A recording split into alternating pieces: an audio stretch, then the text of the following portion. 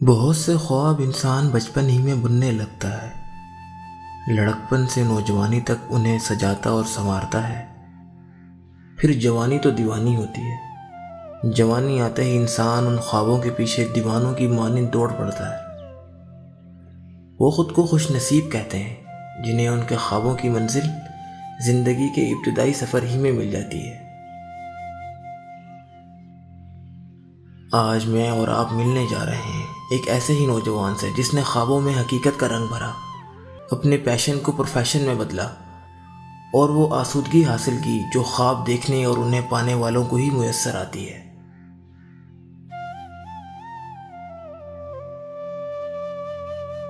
میں نے شہر میں آنکھ کھولی۔ شہر کی زندگی کے جو شور غل اور یہ ساری چیزیں کیا ہیں مجھے اتنی پسند نہیں آئیں۔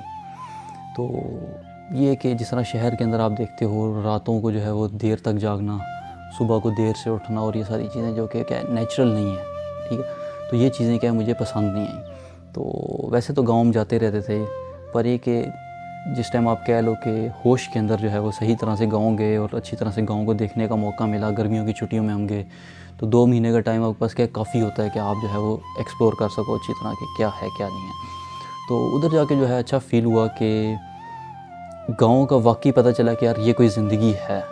مطلب جس طرح لوگ کہتے ہیں کہ یار بہت مشکل ہے زندگی گاؤں کی، یہ وہ، پر ہے کہ ہر بندے کے لیے وہ مشکل نہیں ہوتی۔ کچھ لوگوں کو جو ہے وہ کلک کر جاتی ہے فوراً سے کہ یار یہ زندگی میرے لیے بنی ہوئی ہے اس طرح سے۔ تو گاؤں گئے تو ادھر جا کے جو ہے وہ دیکھا کہ جناب پرندے جانور یہ وہ ساری چیزیں جو ہے وہ ایک بڑے مزے کا جو ہے وہ اپنا ایک کہہ لو کہ نغمہ پیش کر رہی ہوتی ہیں آپ کے سامنے، جو کہ آپ اگر صبح صبح اٹھو اور جو ہے وہ اس کو محسوس کرو تو یہ بڑا اچھا لگتا ہے۔ اس کے بعد ہم نے گھر کے اندر جو ہے وہ مختلف جانور وغیرہ بکریاں رکھی ہوئی تھیں، بطخیں رکھی ہوئی تھیں، تو ان کو دیکھنا اور سب سے زیادہ مزے کی چیز جو ہوتی ہے نا وہ یہ ہوتا ہے کہ ایک جانور اپنے بچے کا جو ہے وہ کس طرح سے خیال کر رہا ہوتا ہے، وہ آپ کو ایک بڑے مزے کی چیز لگتی ہے۔ اسی طرح جس طرح کہہ لو کہ آپ مرغی ہے وہ انڈوں کے اوپر بیٹھی رہتی ہے اور وہ انڈوں میں سے جس طرح چوزے کس طرح نکل رہے ہیں اور پھر ان کو کس طرح کیئر کر کے لے کے جا رہی ہے اپنے پیچھے ساتھ ساتھ اور ان کا خیال کر رہی، وہ چیزیں کیا ہے کہ وہ بڑی مزے کی لگیں۔ تو اس سے کہ گاؤں کی زندگی کے اندر جو ہے نا یا جانوروں کے ساتھ جو ہے نا ایک بڑا اچھا تعلق بن گیا، اور جو کہ جو ہے مطلب سمجھ آنے لگا کہ یار یہ چیز ہے اور یہ میں نے کرنا ہے۔ شہر سے آنے والے ایک بچے کے وجود میں چھپا دیہاتی جب ظاہر ہونے لگا تو بہت کچھ دلچسپ ہونے لگا۔ شروع سے جب انسان جو ہے نا وہ شہر میں پلا بڑا ہوتا ہے تو اس کے لیے نا گاؤں کی زندگی کے اندر کچھ نہ کچھ ظاہری بات ہے مشکلات ہوتی ہیں، ٹھیک ہے۔ مثلاً کہ آپ کہہ لو کہ جو انسان شہر میں رہا ہوتا ہے اس کے لیے دھوتی پہننا ایک بڑا مشکل کام ہے، وہ کبھی دھوتی نہیں پہن سکتا زندگی میں، اگر پہنے گا بھی تو وہ کیا ہے اس طرح سے کمفرٹیبل نہیں فیل کرے گا جس طرح سے ایک دیہاتی بندہ فیل کرتا ہے۔ اور اسی طرح جو ہے وہ واش روم وغیرہ جو ہے وہ ہم بند کمرے میں جانے کے عادی ہوتے ہیں، تو وہ ہم کھلے کے اندر جو ہے وہ ہمارے لیے بڑا مشکل ہے۔ تو اسی طرح جو ہے وہ بڑے جانوروں کے ساتھ جو ہے وہ تھوڑا ہر بندے کو کیا ڈر لگتا ہے، پر ایک عید کے اوپر قربانی کے اندر جس طرح اگر آپ جاتے رہو اور بڑے جانوروں کو آپ لے کے پھرتے رہو تو آپ کو جو ہے وہ چیز اتنی مشکل نہیں لگتی۔ تو پر یہ ہوا کہ میرے ساتھ بھی اس طرح کے گاؤں گئے ہیں تو بڑے جانوروں کے ساتھ بے شک یا چھوٹے جانوروں کے ساتھ تو کبھی بھی اس طرح نہیں ہوا کہ کوئی مشکل پیش آئی ہو، بلکہ وہ کہ اپنا اپنا سا احساس لگتا تھا کہ یار یہ کام جو ہے وہ بڑی آسانی سے کیا جا سکتا ہے، کوئی مسئلہ نہیں۔ یہ آغاز تھا ایک نئے سفر کا، ایک ایسا سفر جو بہت کچھ لینے والا تھا، جس کا انجام نامعلوم تھا، لیکن جو بہت کچھ دینے والا بھی تھا۔ سب سے بڑھ کر یہ کہ وہ یہ سکھانے والا تھا کہ شوق کو پیشہ بنا کر آسودگی کیسے کمائی جاتی ہے۔ پھر جب گاؤں سے جو ہے وہ واپس آ گئے شہر میں تو آ کے جو ہے وہ وہی خالی پن جو ہے دوبارہ سے محسوس ہونا شروع ہو گیا کہ جانوروں کے ساتھ جو ایک محبت پیدا ہو گئی تھی وہ ایک محسوس ہونا شروع ہوگی کہ یار کوئی کمی ہے۔ تو گھر کے اندر آپ کو شہروں کے اندر تو پتہ ہے کہ اتنی جگہ نہیں ہوتی کہ آپ کوئی بڑا جانور وغیرہ رکھ سکیں، تو یہ سوچا کہ یار کوئی نہ کوئی پرندہ جو ہے وہ رکھ لیا جائے نا۔ تو گھر والے پر اس کے اوپر نہیں مانے، انہوں نے کہا کہ نہیں یار کوئی پرندہ وغیرہ اس طرح نہیں رکھنا، اسمیل کا مسئلہ مسائل، اس کے بعد شور کے تھوڑا جو ہے وہ کچھ لوگ تنگ بھی ہوتے ہیں، ہمسائے ہو گئے یہ وہ، کیونکہ گھر آپ کو پتہ ہے شہروں میں چھوٹے چھوٹے ہوتے ہیں، آوازیں جو ہیں دور دور جاتی ہیں دور دور تک، تو اس وجہ سے جو ہے وہ رکھ نہیں سکے شہر میں۔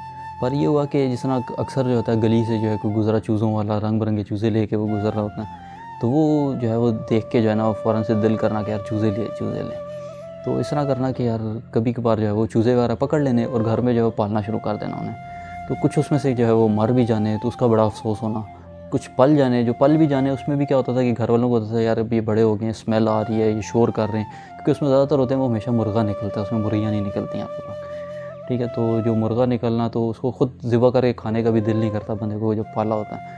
تو پھر یہ مجبوراً کسی نہ کسی کو دینا پڑ جاتا تھا کہ جس ٹائم اتنا بڑا ہو جانا اس نے شور شروع کر دینا. تو یہ کہ کسی نہ کسی کو پھر دے دینا، تو اس طرح سے کیا بڑا مطلب وہ افسوس ہونا کہ یار کیا ہے یہ. اور گھر والوں میں بھی کہنا ہے کہ یار تم کیا اپنا وقت جو ہے وہ سارا برباد کرتے رہتے ہو، پڑھائی کے اندر بھی جو ہے دھیان نہیں دے رہے اور یہ وہ سارا کچھ. کیونکہ جانور ہے وہ ایک پورے جس طرح بچہ ہوتا ہے اس کی طرح اس نے جو ہے وہ کیئر جو ہے وہ مانگ رہا ہوتا ہے. صحیح ہے نا، کہ اگر آپ اس کو پوری کیئر نہیں دو گے تو وہ جو ہے وہ تنگ ہوگا، اور بے زبان جانور ہے وہ آپ کو کچھ کہہ بھی نہیں سکتا. تو وہ ایک کہ خود انسان کو ایک جو ہے وہ چیز محسوس ہوتی ہے کہ یار آپ کو جو ہے اس کا خیال کرنا ہے. تو پھر اس طرح ہوا کہ رنگ برنگے چوزوں سے تو ظاہری بات ہے بڑی تنگی ہو رہی ہوتی تھی. تو پر یہ کہ پھر میں دیکھنا شروع کیا کہ اکثر لوگوں نے جو ہے وہ شہر میں ٹرینڈ شروع ہو جاتے ہیں ڈفرینٹ. تو ٹرینڈز ہونا شروع ہو گئے کہ یار لوگوں نے جو ہے فینسی برڈز لانا شروع کیے. تو وہ ایک چیز میں نے دیکھی تو میں نے کہا یار یہ کام جو ہے وہ اچھا لگ رہا ہے، مزے کا ہے، اور برڈز بھی اتنے یونیک آپ کو نظر آتے ہیں. آپ انٹرنیٹ کے اوپر جائیں تو آپ حیران رہ جاتے ہیں کہ یار اس طرح کی بھی اللہ تعالیٰ نے جو ہے وہ مخلوق پیدا کی ہوئی ہے اتنی خوبصورت. تو کچھ جو ہے وہ جس میں سستے برڈز تھے وہ میں نے دیکھے ڈھونڈے. تو پر ہے کہ وہ بھی اتنے سستے نہیں تھے کہ آپ آرام سے جو ہے ایک اسٹوڈنٹ لائف کے اندر افورڈ کر سکو. تو اس میں یہ کہ پھر کیا طریقہ کار ہے کہ آپ زیادہ تر لوگ یہی کرتے ہیں پھر کہ اسٹارٹنگ میں چھوٹا چوزا لے لیتے ہیں.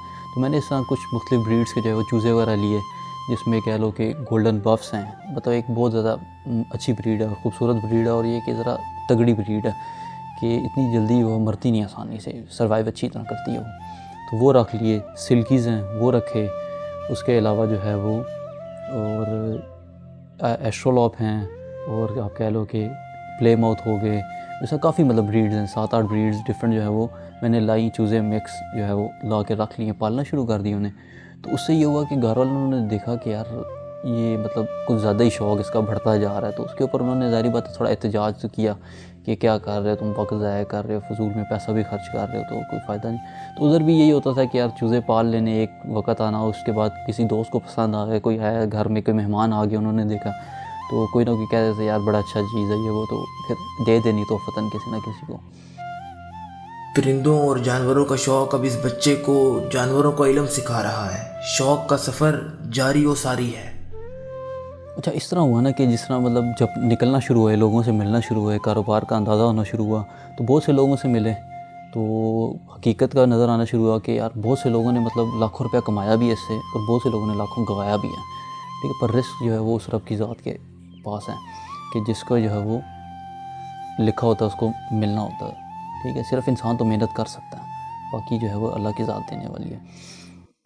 تو اس طرح ہوا کہ لوگوں سے ملتے ہوئے جو ہے وہ پتہ چلنا شروع ہو کہ مسئلے مسائل کیا ہیں کاروبار کے، کس طرح کے نقصانات ہو رہے ہیں. اکثر جو ہے وہ وبا آتی ہے تو مطلب اچھے خاصا مطلب جو ہے وہ نقصان ہو جاتا ہے اس سے. ٹھیک ہے، تو اس طرح کے مسئلے مسائلوں کا پتہ چلنا شروع ہو گیا.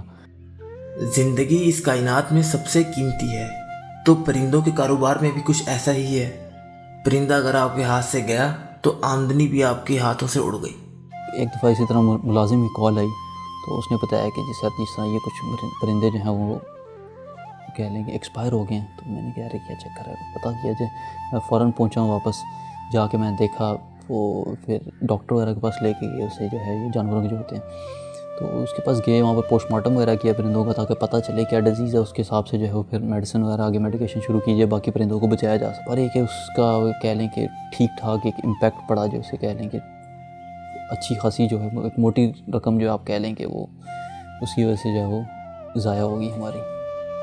احتیاط کے باوجود نقصان ہوا، لیکن فائدے بھی اپنی جگہ موجود ہیں. اچھا اب یہ جو ہے نا جو ٹیکہ لگا کہہ لیں کہ وہ ایک بڑا تگڑا قسم کا لگا، پر یہ کہ ہمت نہیں ہاری، ساتھ اس رب نے جو ہے کہہ لیں کہ ساتھ جو ہے وہ نہیں چھوڑا. تو یہ کہ کچھ اور آگے جو ہے وہ سلسلہ چلنا شروع ہو گیا، دوبارہ واپس کیا روٹین میں کام آ گیا. تو کچھ جانور اس طرح کے نظر آئے جو کہ جن کی ڈیمانڈ کافی تھی، تو پر یہ کہ وہ مارکیٹ میں اس طرح سے اویلیبل نہیں تھے، اگر تھے بھی تو اتنی اچھی کوالٹی میں نہیں تھے. تو سوچا کہ باہر سے کیوں نہ جو ہے وہ کچھ چیزیں جو ہے وہ امپورٹ کروائی جائیں، اچھے جو ہے وہ برڈز وغیرہ جو ہے امپورٹ کرائے جائیں. تو جو امپورٹ آپ جو کرواتے ہیں برڈز، زیادہ تر رنگ برڈز ہوتے ہیں، تو کچھ ہم نے جو ہے وہ پھر رنگ برڈز منگوائے.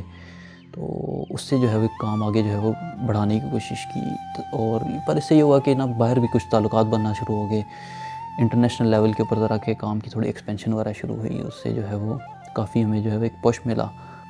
جیسے ذرے سے ذرہ اور قطرے سے قطرہ ملتا ہے، اسی طرح ایک رستے سے دوسرا رستہ ملتا ہے۔ باہر سے کال آئی تو اس بندے نے پوچھا کچھ مخصوص پرندوں کے بارے میں، تو کیا آپ کے پاس ہیں؟ تو میرے تو ذہن میں یہ تھا کہ پاکستان کے اندر کسی رشتہ دار کو یا آگے پیچھے کسی کو چاہیے ہوں گے، تو اس لیے اس نے پتہ کیا۔ پر وہ کہتا ہے کہ یار مجھے جو ہے وہ ایکسپورٹ آپ کر کے دیں، تو اس ٹائم تو اسے منع کر دیا کیونکہ اس کی کیپیسٹی نہیں تھی ہمارے پاس کہ ہم یہ سارا کام کر سکتے۔ تو پر ایک یہ چیز دل میں بیٹھ گئی ہے کہ یار یہ کام جو ہے وہ کرنا چاہیے۔ تو پھر کچھ دوست احباب جو ہے اور مشورہ وغیرہ کیا، کچھ لوگوں کو میں لایا ساتھ، اور کرا کے جو ہے وہ ایک اس طرح کا نظام جو ہے وہ لے آئے۔ تو یہ کام بھی جو ہے وہ شروع کر دیا، تو اس سے جو ہے وہ انشاءاللہ آہستہ آہستہ ہی آگے بڑھے گا، اللہ خیر کرے، اور امید ہے کہ اس سے جو ہے وہ ملک کو بھی فائدہ ہوگا اور ملک میں بھی جو ہے وہ پیسہ آنا شروع ہوگا۔ سفر ہے شرط مسافر نواز بہیترے، سفر ہے شرط مسافر نواز بہیترے، ہزار ہا شجر سایہ دار راہ میں ہے۔ پاکستان میں بہت سے لوگ پرندوں کی فارمنگ شروع کرتے ہیں، لیکن جدید معلومات، درست طریقہ کار، پرندوں سے متعلق ضروری واقفیت اور صحیح تدابیر کو نہ جاننے کی وجہ سے اور اپنی سستی اور کاہلی کی وجہ سے بھی بہت سے لوگ اس کام سے فائدہ نہیں اٹھا سکتے، اور جب نقصان ہوتا ہے تو وہ ہمت ہار جاتے ہیں اور آئندہ کے لیے توبہ کر لیتے ہیں۔ ماہرین کے مطابق جنگلی حیات کی افزائش کے لیے پاکستان ایک بہترین خطہ ہے۔ یہاں چکور بھی ہیں، تیتر بھی، بٹیر بھی، فنچز، بجریگار، ڈوز، کاکٹیلز، لو برڈز، طوطے اور مرغیوں کی کئی قسمیں آباد ہیں۔ پاکستان کی شناخت بننے کی صلاحیت رکھنے والے ان قیمتی پرندوں کو اگر بے رحم شکاریوں کے بجائے فارمرز کے ہاتھوں میں نشوونما اور افزائش کے لیے دے دیا جائے تو یہ نہ صرف ملک کے لیے بہترین سرمایہ کاری ہوگی، بلکہ اقوام عالم میں پاکستان ایک محافظ کے طور پر اپنی شناخت بنا سکے گا۔ ہمارے ملک میں حکومتیں اور دیگر عالمی ادارے ماحولیاتی آلودگی کی روک تھام کے لیے جہاں مختلف ذرائع اختیار کرتے ہیں، وہیں اگر کمرشل بنیادوں پر پرندوں کی افزائش گاہیں پروان چڑھائی جائیں تو نہ صرف ماحولیاتی آلودگی کی روک تھام بہتر ہو پائے گی، بلکہ ہر فارمر ان پناہ گاہوں کا محافظ بن کر سامنے آئے گا۔ اسی طرح پاکستانیوں کی بہت بڑی تعداد گوشت کی شوقین ہے۔ پاکستان کے مختلف شہروں میں مختلف اقسام کے پرندوں کا گوشت کھایا جاتا ہے، جن میں بٹیر، چڑے، ٹرکیز اور شتر مرغ وغیرہ شامل ہیں، اور Pakistani business community meat export بھی کر رہی ہے۔